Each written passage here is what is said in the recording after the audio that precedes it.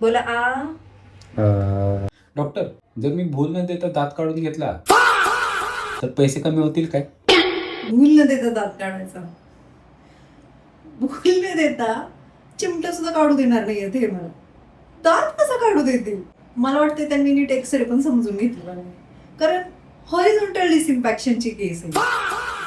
नाही नाही नाही, चार्जेस तर काही कमी पण नाहीत होणार आणि बिना भुलीचा आपण दात नाही काढू शकणार तुमचा. बरं बरं बरं. असा कसा खर्च कमी नाही होणार? भूल दिले नसतं सर्जरी नीट होते. सो मला वाटते 50% ते खर्च कमी व्हायला हवा.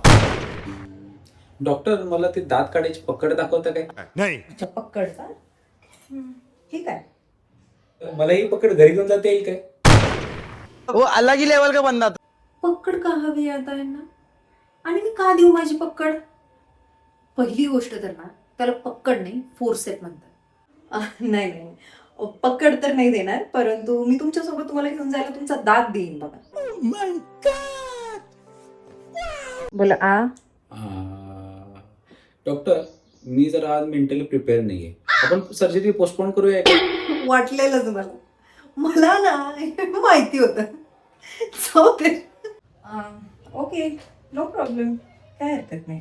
मी डॉक्टरचं सगळं सामान, हत्यार, पकड सगळं बघितलं आणि मला वाटतंय मी माझा घरी दात काढू शकतो. त्यात एवढं अवघड काय आहे?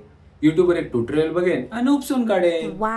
तसंही मला भिंतीतून खेळ काढायचा एक्सपिरियन्स आहे. जरी 1-2 वेळा ट्राय करेन, नाही जमलं तर येईन मॅडमकडे पुन्हा. तसंही मी अर्धा दात काढलाच असेल. सो काय त्यांचे 5-50 रुपये जे असतील ते मी देऊन टाकेन आणि जे काम मी अर्ध केलेलंच आहे तर डिस्काउंट मी मागेन.